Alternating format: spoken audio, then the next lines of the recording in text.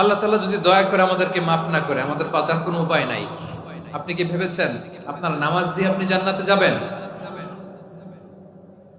আপনি তাহাজ্জুদ গুজার, সেজদা দিতে দিতে কপালে দাগ ফেলেছেন, এটা আপনারা জান্নাতে নেবে না।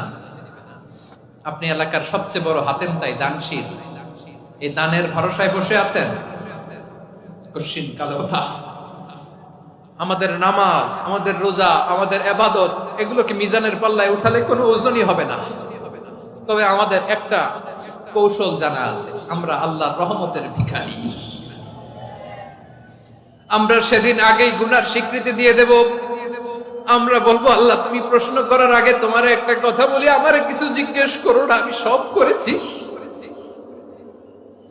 এমন কোন পাপ নাই যে পাপ আমারে দিয়ে হয় নাই। তোমার রহমত দিয়ে তুমি জান্নাতে পাঠাবা, তোমার